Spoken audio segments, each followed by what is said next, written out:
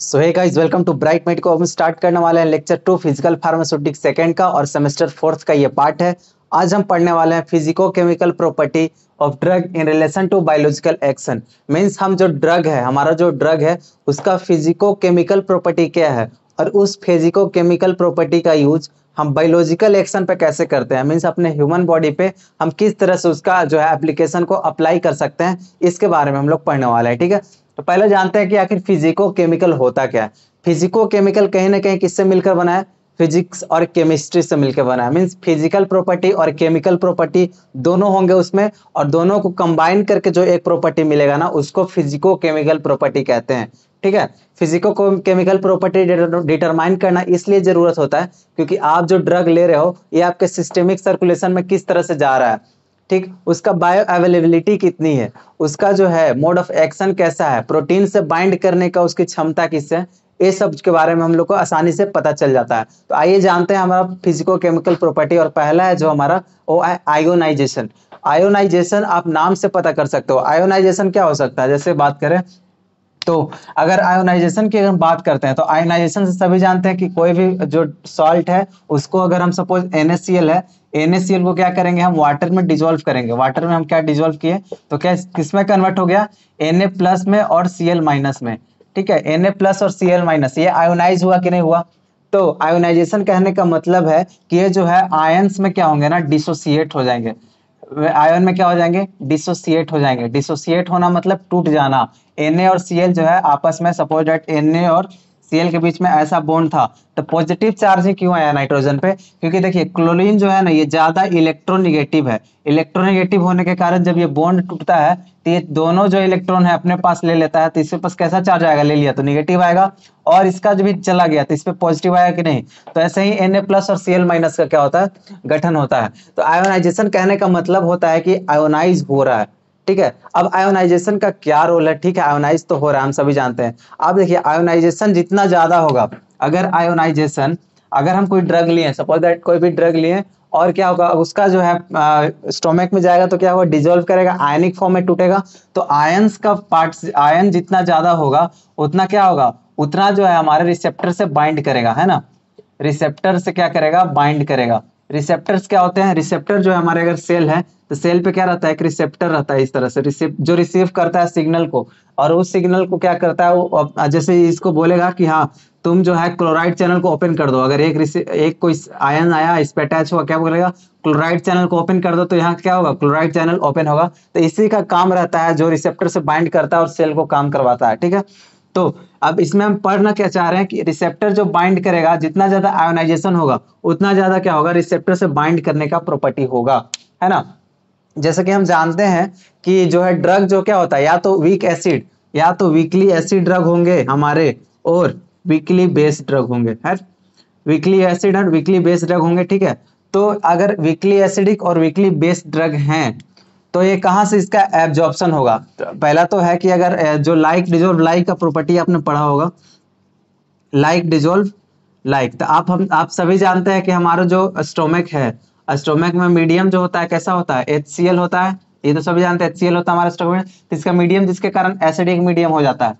तो acidic medium है तो इसमें कौन सा ड्रग एब्जॉर्ब होगा, कौन सा ड्रग एब्जॉर्ब होगा, वीक एसिड वाला और वीक बेस वाला। तो बेसिकली वीक एसिड वाला क्या करेगा, ड्रग यहाँ पे क्या करेगा, एब्जॉर्ब होगा, वीक एसिड ड्रग एब्जॉर्ब होगा। जबकि हमारे अगर इंटेस्टाइन की ओर मूव करते हैं तो इंटेस्टाइन की ओर मूव करने के बाद क्या होता है, अल्कलाइन नेचर का होता है हमारा, वहां पे जो इन्वायरमेंट होता है वो अल्कलाइन या बेसिक नेचर का होता है। तो वहां पे कौन सा ड्रग आएगा, तो वहां पे जो है वीक बेसिक ड्रग आएगा, वीक बेसिक ड्रग।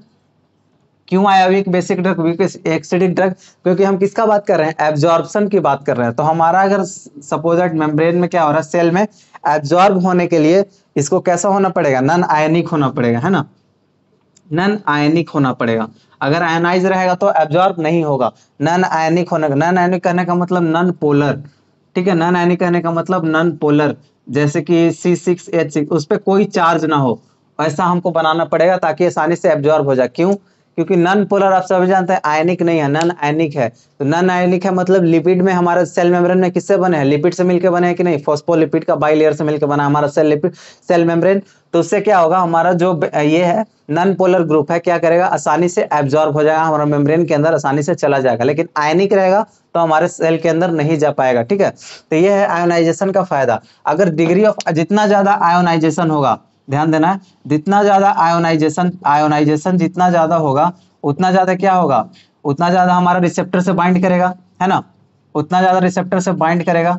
जितना ज्यादा रिसेप्टर से अगर हमारा जो ड्रग लिए वो रिसेप्टर से बाइंड करेगा तो क्या होगा, अगर रिसेप्टर, सपोज दैट हम कोई ड्रग लिए हैं, वो रिसेप्टर से बाइंड कर रहा है, तो हमारा ब्लड में उसका मात्रा घटेगा कि नहीं घटेगा, घटेगा, बिल्कुल घटेगा। तो अगर रिसेप्टर से बाइंड कर रहा है तो उसका बायो अवेलेबिलिटी क्या होगा, बोलिए, बायोअवेलेबिलिटी क्या होगा, घटेगा। बायोअवेलेबिलिटी घटने के कारण थेरेप्यूटिक इफेक्ट क्या होगा, क्या कम मिलेगा, है ना, कम मिलेगा। और लेकिन कम तो मिलेगा, लेकिन प्रोलोंग मिलेगा, लंबे समय तक मिलेगा। प्रोलोंग एक्शन, प्रोलोंग एक्शन बोले तो लंबे समय तक मिलेगा। लंबे समय तक कैसे मिलेगा, क्योंकि हमारा ड्रग जो है रिसेप्टर से प्रोटीन से क्या किया ना, बाइंड कर गया। प्रोटीन से बाइंड करने के बाद क्या होगा कि उस जो है धीरे धीरे करके थोड़ा मॉलिक्यूल क्या करेगा, हमारा ब्लड में रिलीज करेगा। अब ब्लड में मॉलिक्यूल थोड़ा थोड़ा रिलीज कर रहा है तो साइट ऑफ एक्शन पे जाएगा, फिर वहां एक्शन देगा। तो ठीक है, ऐसे ही करके लंबे समय तक ये वाला जो है प्रक्रिया चलते रहेगा। ठीक है, तो ये है आयोनाइजेशन। और इसका बायोलॉजिकल एक्शन क्या हो गया, बायोलॉजिकल एक्शन कहने का मतलब यही था कि जो है अगर आयोनाइजेशन ज्यादा होगा तो जल्दी रिसेप्टर से बाइंड करेगा, रिसेप्टर से बाइंड करेगा तो इफेक्ट ज्यादा जल्दी शो करेगा, है ना, ज्यादा जल्दी इफेक्टिव। जितना ज्यादा रिसेप्टर से बाइंड करेगा उतना ज्यादा ये अपना जो एक्शन को शो करने स्टार्ट कर देगा।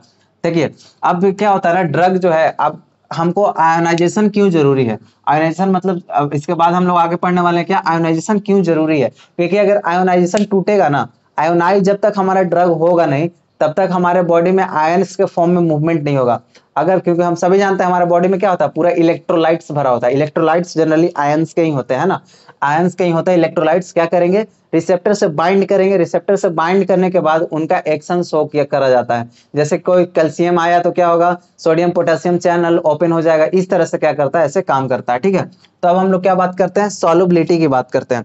सॉल्युबिलिटी की अगर बात करें तो सॉल्युबिलिटी आप सभी जानते हैं क्या होता है, the extent of solute to attach with the solvent. ठीक है, जो सॉल्यूट, जो हमारा कोई पार्टिकल है, क्या है हमारा, कोई कोई हमारा सॉल्यूट है, उसका जो है सॉल्वेंट के साथ कितना अच्छा इंटरेक्शन है ना, सॉल्यूट का सॉल्वेंट के साथ कितना अच्छा इंटरेक्शन है।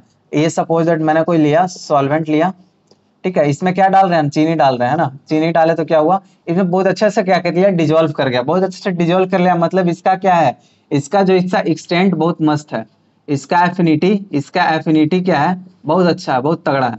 लेकिन अगर इसी पर चीनी की जगह हम अगर सैंड यूज करते हैं तो सैंड क्या होता है, नीचे आकर बैठ जाता कि नहीं, नीचे आकर बैठ जाता, तो हम कह सकते थे कि इसका जो एक्सटेंट है वो बहुत गंदा है, बहुत खराब है। तो सॉल्युबिलिटी क्या है, solubility is the extent of solute to attach with solvent. ठीक है ना, तो सॉल्युबिलिटी का यहाँ पे क्या यूज है, सॉल्युबिलिटी क्या देखते हैं, सॉल्युबिलिटी जनरली दो चीज में होगा, या तो एक्वस फेज का बात करेंगे या फिर ऑर्गेनिक फेज का बात करेंगे। कोई भी हम ड्रग लेते हैं तो हमारे वाटर में कितना सॉल्युबल है, वाटर बोले तो एक्वस फेज में कितना सॉल्युबल है, और हमारा क्या है नॉन पोलर फेज में, मीन्स जो है नॉन पोलर फेज में कितना जो है सॉल्युबल है, इसके बारे में, जैसे कि बेंजीन में कितना सॉल्युबल है, इस तरह से हम लोग बात करते हैं किसका, सॉल्युबिलिटी के बारे में। तो अब अगर इसका बायोलॉजिकल एक्शन का बात करें तो बायोलॉजिकल एक्शन क्या हो सकता है, अगर सॉल्युबिलिटी बढ़ाएंगे, क्या बढ़ाएंगे, सॉल्युबिलिटी बढ़ाएंगे तो क्या होगा, सॉल्युबिलिटी बढ़ाने पे डिजोल्यूशन रेट क्या होगा, बढ़ेगा, जल्दी डिजोल्व होगा, है ना, डिजोल्व होगा तो क्या होगा, हमारे बॉडी में पूरी तरह से ब्लड में भी क्या होगा, इसका डिजोल्व होने, ड्रग डिजोल्व होगा तो उसका बायो अवेलेबिलिटी ज्यादा होगा, बायो अवेलेबिलिटी ज्यादा होगा। बायोअवेलेबिलिटी वगैरह का मतलब क्या होता है कि हम कोई ड्रग लिए, सपोज दैट हम कितना ड्रग लिए, 100 mg ड्रग लिए, 100 mg ड्रग लिए, तो हमारे ब्लड में जो है, अगर ब्लड में हमारा 80 mg पहुंचा तो हमारा बायो अवेलेबिलिटी कितना होगा, 80% होगा, है ना, 80% हमारा बायो अवेलेबिलिटी। अगर 100 mg लिए हैं, 30 mg ही पहुंचा तो बायो अवेलेबिलिटी कितना होगा, 30% होगा। इसको बायो अवेलेबिलिटी कहते हैं, कितना ड्रग लिए और कितना हमारा ब्लड सर्कुलेशन में गया, इसको कहेंगे। ठीक है, तो बायोलॉजिकल एक्शन कहने का मतलब ये बायोलॉजिकल एक्शन, इसका में क्या होगा कि सॉल्युबिलिटी बढ़ाएंगे तो डिजोल्यूशन बढ़ेगा, डिजोल्व होगा तो बायोअवेलेबिलिटी क्या होगा, ज्यादा होने के कारण क्या होगा ना, हमारा थेरेप्यूटिक इफेक्ट भी ज्यादा मिलेगा। थेरेप्यूटिक इफेक्ट मतलब फार्माकोलॉजिकल एक्शन, मतलब हम ड्रग लिए कितना अच्छा बेहतरीन से जल्दी काम कर रहा है, उसको हम थेरेप्यूटिक इफेक्ट कहते हैं। ठीक, अब बायोलॉजिकल इसमें जो सॉल्युबिलिटी है, सॉल्युबिलिटी जो डिटरमाइन कैसे किया जाता है, मतलब सॉल्युबिलिटी हम कैसे जानेंगे कि अच्छा है या खराब है, तो उसके लिए स्पेशल टेक्निक्स आते हैं ना, कि सॉल्युबिलिटी जैसे कोई ड्रग बाहर से ही दिया जाता है इस तरह से कि आपका जो ड्रग है वो दोनों होना चाहिए, ये जो है एक्वस सॉल्युबल भी बनाता है और नॉन आयनिक भी होता है, ठीक है। नॉन आयनिक मतलब लिपिड सॉल्युबल भी बनाता है, लिपिड सॉल्युबल भी बनाता है। क्यों, इसका जरूरत क्यों पड़ा, देखिए अगर एक्वस सॉल्युबल नहीं बनाएगा तो हमारा ब्लड में क्या है, हमारा ब्लड में तो पूरा एक्वस भरा हुआ है, मींस बहुत सारा पोर्शन क्या है, हमारा पानी है, एक्वस फेज में है। तो अगर ड्रग को एक्वस फेज नहीं बनाएगा तो क्या होगा ना, कि हम ड्रग तो खाएंगे लेकिन वो क्या होगा, हमारा ब्लड में डिजोल्व ही नहीं करेगा, डिजोल्व नहीं करेगा तो डिस्ट्रीब्यूशन नहीं होगा हमारे ड्रग का। अगर डिस्ट्रीब्यूशन नहीं होगा तो रिसेप्टर से जाकर बाइंड करेगा क्या, नहीं करेगा ना। बस वही है कि एक्वस फेज होना इसलिए जरूरी है ताकि आसानी से ब्लड में चला जाए, डिस्ट्रीब्यूशन हो जाए। और नॉन आयनिक या लिपिड सॉल्युबल इसलिए जरूरी है क्योंकि हमारा सेल मेम्ब्रेन, ठीक है, हमारा सेल मेम्ब्रेन किससे मिलकर बना है, फॉस्फोलिपिड से बना है। तो लिपिड को क्या करता है, आसानी से एब्जॉर्ब करने के लिए ये भी जरूरी है। तो अगर आप ड्रग देखोगे तो इसका कुछ पार्ट क्या रहेगा, एक्वस रहेगा, और कुछ पार्ट रहेगा क्या, नॉन आयनिक या क्या रहेगा, हमारा लिपिड सॉल्युबल रहेगा, है ना, नॉन आयनिक और लिपिड सॉल्युबल रहेगा। और ये तो रहेगा, लेकिन देखिए इसमें जो है एक्वस फेज हमारा मिल गया और नॉन आयनिक मिल गया, नॉन आयनिक बोले तो लिपिड सॉल्युबल। लेकिन हम जो टैबलेट देंगे, जो हम टैबलेट बनाएंगे, ड्रग जो हो सकता है, ड्रग तो दोनों होना जरूरी है, लेकिन हम टैबलेट हमेशा एक्वस फेज में, एक्वस सॉल्युबल ऐसा हो कि एक्वस सॉल्युबल हो, इसके फेज में देते हैं। क्योंकि हम जो टैबलेट तो खाएं तो हमारे जो पेट में जाएगा तो क्या होगा, डिजोल्व तो होना जरूरी है ना, क्योंकि वाटर रहेगा वहां पे, एक्वस फेज रहेगा, तो इसलिए टैबलेट को हम लोग एक्वस फेज में ही देते हैं अधिकतर तौर पे, ठीक है। टैबलेट को क्या देते हैं, एक्वस फेज में देते हैं। तो ये था हमारा क्या, सॉल्युबिलिटी। अब हम बात करते हैं किसका, पार्टीशन कोएफिशिएंट। नाम से हमको पता चल रहा है, नाम से पता क्या चल रहा है कि पार्टीशन कोएफिशिएंट होता क्या है, मींस कहीं ना कहीं पार्टीशन हो रहा है। पार्टीशन मतलब अलग अलग, कितना पार्ट, हम कोई देखिए हम कोई ड्रग लिए, पार्टीशन कोएफिशिएंट कहता है कि हम कोई ड्रग लिए, सपोज दैट हम कोई ड्रग लिए, तो इसका कितना पार्ट क्या है, हमारा वाटर में सॉल्युबल है, ठीक है। the ratio of drug soluble in water to the ratio of drug soluble in lipid, ठीक है। लिपिड में कितना सोलुबल है, ये कह रहा है कि कितना पार्ट ऑफ ड्रग जो है वाटर सोलुबल है और कितना part of drug lipid soluble है, यही बताना चाह रहा है हमको, ठीक है। तो पार्टीशन कोएफिशिएंट को हम लोग के से डिनोट करते हैं। के को हम लोग एक फॉर्मूला के तौर पर CO upon C note, CO upon C note, ये क्या हुआ, ये हुआ पार्टीशन कोएफिशिएंट, क्या हुआ, पार्टीशन कोएफिशिएंट हो गया। और सी नोट हमारा क्या है, मींस कंसेंट्रेशन ऑफ ड्रग, ठीक है, कंसेंट्रेशन ऑफ ड्रग इन क्या, concentration of drug lipid phase, lipid phase में हमारा ड्रग का कंसेंट्रेशन कितना है। और CW क्या कह रहा है, concentration of drug in aqueous phase, किसमें, कौन सा फेज में, एक्वस फेज में कितना है, ये कह रहा है। मतलब हम कोई ड्रग लिए तो ये जो ड्रग है इसका कितना पार्ट जो है, ये वाटर, सपोज दैट इतना जो पार्ट है हमारा इधर वाला, ये किसमें सॉल्युबल है, ये हमारा लिपिड में सॉल्युबल है, और इतना पार्ट जो है ये किसमें, एक्वस सॉल्युबल है। तो ये था हमारा क्या है, ये पार्टीशन कोएफिशिएंट, ये के से डिनोट किया जाता है। अगर तो इसे हमको पता चल सकता है कि नहीं, अगर के का वैल्यू क्या होगा, के का वैल्यू ग्रेटर देन 1 हुआ, मतलब तो क्या हुआ, हमारा जो ड्रग है वो ज्यादा सॉल्युबल किसमें है, हमारा जो ड्रग है सॉल्युबल किसमें है, लिपिड सॉल्युबल ड्रग है ना, लिपिड सॉल्युबल है। अगर के का वैल्यू 1 हुआ तो के का वैल्यू ऑफ कोर्स है कि 1 से ज्यादा कब होगा, जब ये वैल्यू बड़ा होगा ये वैल्यू छोटा होगा, तब ना इससे डिवाइड करेंगे तो 1 से ज्यादा होगा, मतलब तो ये वैल्यू ज्यादा होगा कि नहीं, ड्रग तो लिपिड सॉल्युबल हो गया। अगर के का वैल्यू 1 से कम है तो ड्रग कैसा होगा हमारा, वाटर सॉल्युबल होगा, है ना। ड्रग कैसा होगा, वाटर सॉल्युबल होगा। क्यों, क्योंकि ये मतलब के से कम है, कहीं ना कहीं ये वैल्यू ज्यादा होगा और ये वैल्यू कम होगा, इसीलिए के से कम आ रहा है। अब इसका बायोलॉजिकल एक्शन की अगर हम बात करें तो बायोलॉजिकल एक्शन आप क्लियरली जान सकते हो कि बायोलॉजिकल एक्शन से हम लोग को क्या पता चल सकता है, बायोलॉजिकल एक्शन से हमको यही पता चलेगा कि जो हम ड्रग ले रहे हैं वो कितना पार्ट जो है, पार्टीशन के बारे में पता चलेगा कि हमारा ड्रग का कितना पार्ट वाटर में सॉल्युबल है और कितना पार्ट हमारा किसमें सॉल्युबल है, लिपिड में सॉल्युबल है। क्यों ऐसा जरूरी है, क्योंकि अब हमने आपको बताया अभी कि कोई भी ड्रग लेते हैं तो उसका दोनों में सॉल्युबलाइजेशन होना जरूरी है, वाटर सॉल्युबल भी होना चाहिए और हमारा लिपिड सॉल्युबल भी होना चाहिए, ताकि हमको आसानी से थेरेप्यूटिक इफेक्ट मिल सके, है ना। तो इसको आप ऐड कर सकते हो, बायोलॉजिकल एक्शन में ही लिपिड सॉल्युबल होगा, वाटर सॉल्युबल होगा, ठीक है जी। तो इसको आप यहाँ जैसे अगर आपको एक ड्रग का नाम दिया जाए एस्पिरिन, एस्पिरिन क्या है हमारा, वीक एसिडिक ड्रग है, वीक एसिडिक ड्रग है। अब बताइए कि इसका एब्जॉर्प्शन कहाँ से होगा, स्टोमक से होगा या इंटेस्टाइन में होगा, कमेंट बॉक्स में जरूर से बताइए, ठीक है। ये बहुत इंपॉर्टेंट है, तो इसको भी क्या कर सकते हो आप, पार्टीशन कोएफिशिएंट के अंदर डाल सकते हो, कितना पार्ट, ये जनरली पार्ट बताता है कि रेशियो कितना रेशियो है ड्रग का जो वाटर में सॉल्युबल है और रेशियो कितना है जो कि लिपिड में सॉल्युबल है, इसको बताता है ना। अब बात करते हैं हाइड्रोजन बॉन्डिंग की। हाइड्रोजन बॉन्डिंग नाम से हमको पता चल रहा है कि हाइड्रोजन बॉन्डिंग मींस कहीं ना कहीं तो हाइड्रोजन बॉन्ड लगता होगा। अब हाइड्रोजन बॉन्ड आखिर लगता क्यों है ना, ये इंपॉर्टेंट क्वेश्चन बन जाता है कि हाइड्रोजन बॉन्ड लगता क्यों है। देखिए कोई भी अगर हाइड्रोजन बॉन्ड है, हाइड्रोजन बॉन्ड कहने का मतलब है कि हमारा कोई भी इलेक्ट्रोनेगेटिव एटम जैसे फ्लोरीन, ऑक्सीजन, नाइट्रोजन, अगर अगर किससे बॉन्ड अगर वहां पे हाइड्रोजन प्रेजेंट है तो क्या करता है, ये हाइड्रोजन बॉन्ड बनाता है।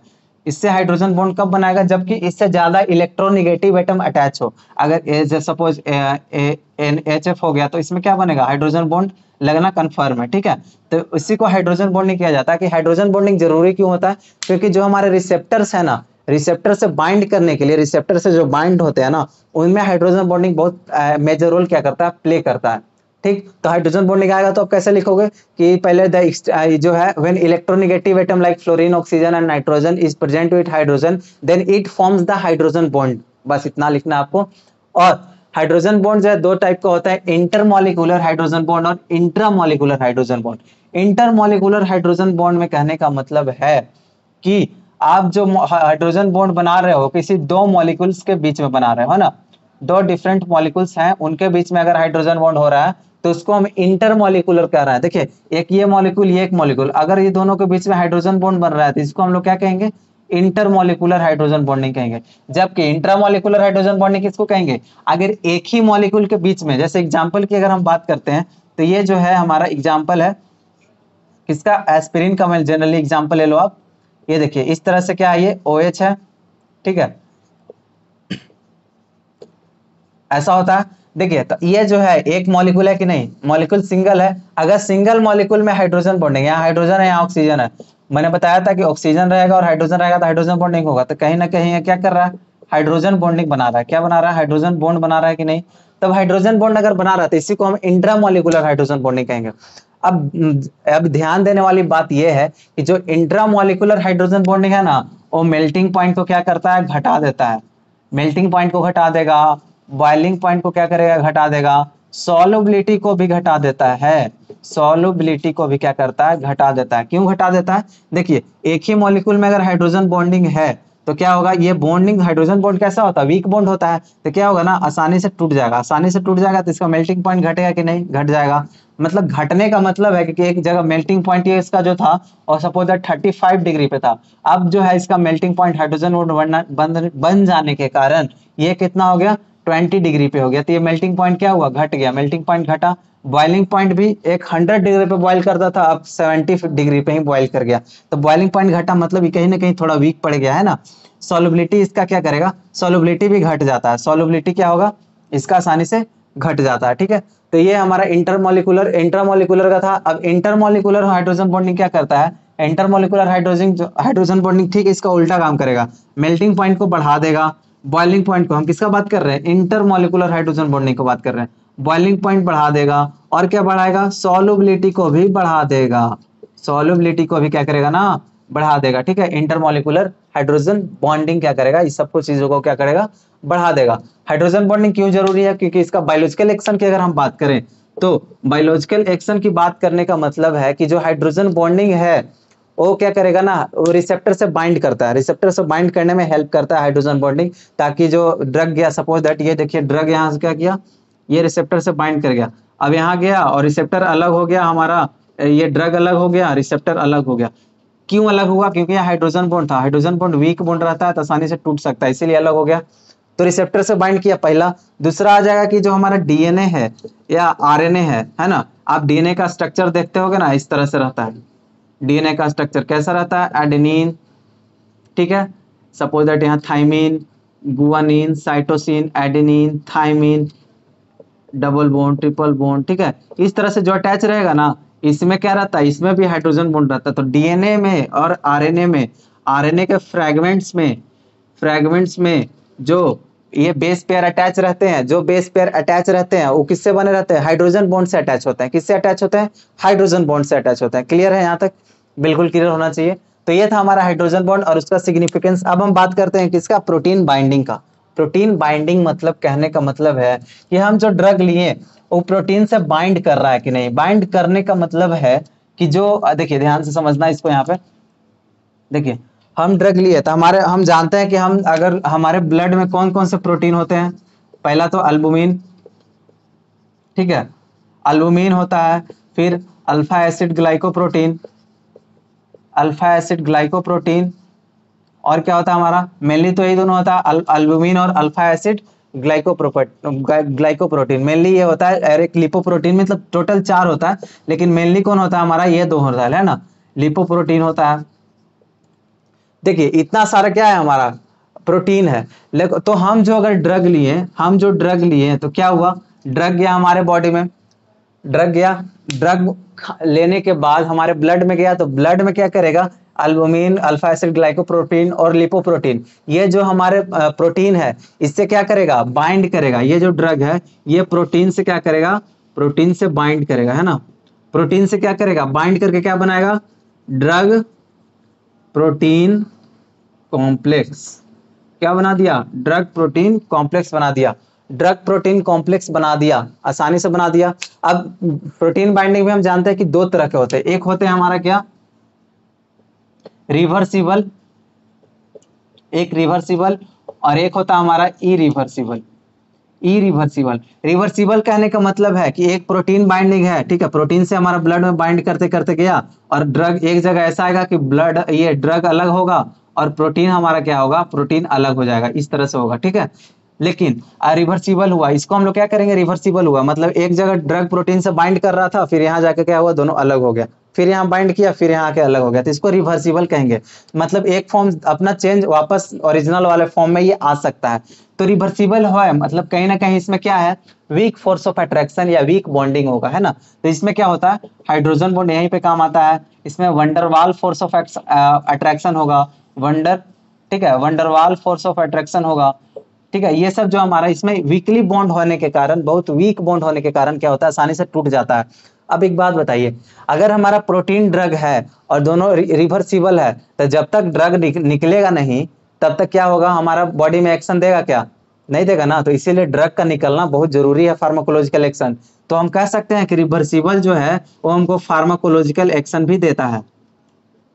और इस फार्माकोलॉजिकल एक्शन कब देगा, जब बायो अवेलेबिलिटी ज्यादा होगा, ब्लड में उसका कंसंट्रेशन ज्यादा होगा, तो बायोअवेलेबिलिटी भी ज्यादा, फार्माकोलॉजिकल एक्शन ज्यादा। तो ये हो गया हमारा क्या, रिवर्सिबल। अब इरिवर्सिबल की बात करें तो ये जो हमारा प्रोटीन है, ये प्रोटीन ड्रग में के बीच में क्या है, बहुत टाइटली बाउंडेड है, इस तरह से टाइटली बाउंडेड है। टाइटली अगर बाउंडेड है तो मतलब कौन सा बॉन्ड होगा यहाँ पे, कोवैलेंट बॉन्ड होगा। कौन सा, कोवैलेंट बॉन्ड होगा, ठीक है, कोवैलेंट बॉन्ड है, इसीलिए इरिवर्सिबल है। अब एक बात बताइए, इरिवर्सिबल होने का मतलब है कि वापस से रिवर्स तो नहीं हो सकता है। अगर प्रोटीन ड्रग कॉम्प्लेक्स बन गया मतलब बन गया, सिंपल।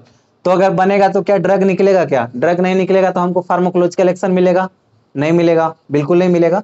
अगर नहीं मिलेगा तो हमको ड्रग लेना व्यर्थ है। और देखिए, और एक बेहतरीन बात बताते हैं आपको, प्रोटीन ड्रग जब मिलता है तो क्या होता है, इसका साइज भी बड़ा हो जाता है।